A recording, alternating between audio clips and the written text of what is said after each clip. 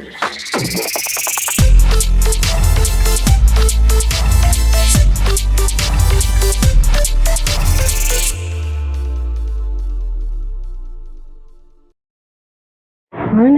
Hi, hello, நமஸ்தே, நமஸ்காரம்.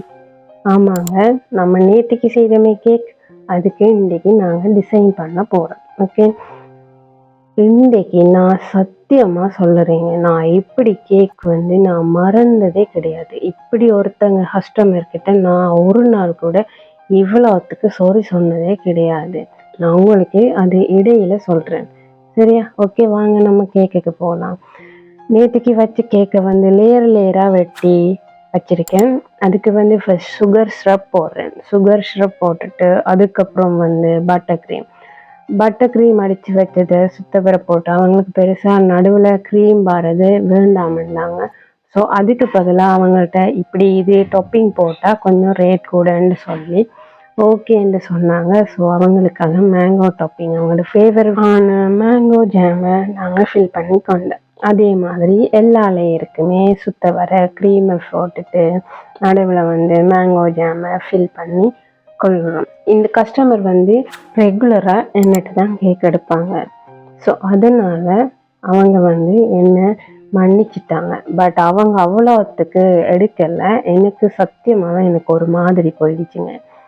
அவங்க இந்த ப்ளூ கலருக்கு பதிலாக ஒயிட் போட சொன்னாங்க. அண்ட் ஹார்ட்டை ஒயிட்டில் போட சொன்னாங்க, ப்ளூவில் போட சொன்னாங்க.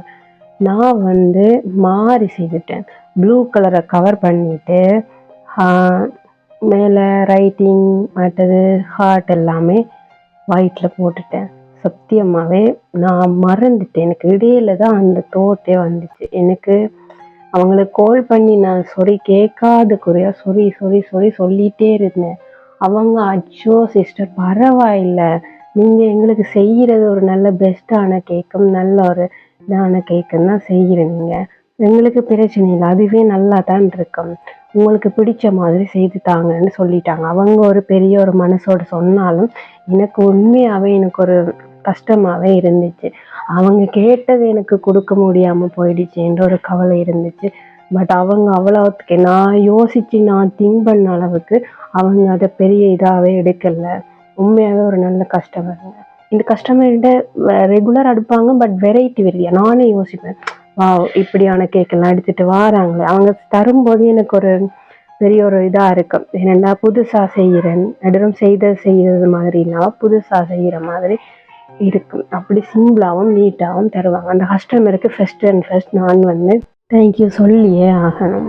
ஓகே, நம்ம இப்போது அடித்து வச்ச ப்ளூ பட்டர் ஐசிங் எடுத்து ஃபுல்லாகவே பேக்கில் போட்டு சுற்றி எடுத்துக்கொள்கிறோம். நீங்கள் நார்மலாக க்ரீமை சம்டைம் பார்த்துருப்பீங்க, க்ரீமை அள்ளி போட்டு ஸ்மூத் பண்ணுவாங்க, அது ஓகே. ஆனால் இது உண்மையாகவே ஈஸிங்க. நீங்கள் அப்படி போடுறத விட இது எவ்வளவோ டைமும் இது ஓகே அண்ட் ஈஸியாகவும் போடலாம். நீங்கள் இப்படி ட்ரை பண்ணி பாருங்கள், சரியா? எப்போவுமே நீங்கள் ஸ்மூத்திங் ஸ்பூனால் ஸ்மூத் பண்ணி கொள்ளும்போது நீட்டாக ஸ்மூத் பண்ணிக்கொள்ளும். அதில் முக்கிய குறிப்பு எல்லாருமே படித்தவங்களுக்கு தெரியும், நார்மலாக கேக் ஐசிங் பழகினவங்களுக்கு தெரியும். மற்றவங்க நார்மலாகவே எடுத்து சுற்றி அப்படியே ஸ்மூத் பண்ணுவீங்க. நோ, பட்டர் ஐசிங்குக்கு எப்போவுமே உங்களோட ஸ்பூனை சுடுதண்ணி பாத்திரத்துக்குள்ளே வச்சிடுங்க, சுடுதண்ணிக்குள்ளே நினைச்செடுத்து ஸ்மூத் பண்ணும்போது தான் அது நீட்டாக வரும்.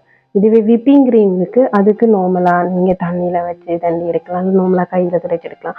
ஆனால் பட்டர் க்ரீம் வரைக்கும் கண்டிப்பாக நீங்கள் சுடுதண்ணியில் அதை துடைச்சி எடுத்து தண்டும் போது தான் அது நீட்டாக வரும். அடுத்ததாக நம்ம ஹாப்பி 26th எழுதிட்டு அப்புறம் அவங்க மனசில் இருக்கிற இதயத்தை தூக்கி நம்ம கேக்கில் போட்டுட்டு ஹார்ட்டினா விட்டு அது கம்பு விடாதாங்க குறை. ஹார்ட்டின் ஃபுல் கேக்குக்கும் ஹார்ட்டினாலே நாம் ஃபில் பண்ணி அதை டெக்கரேட் பண்ணி கொள்கிறோம்.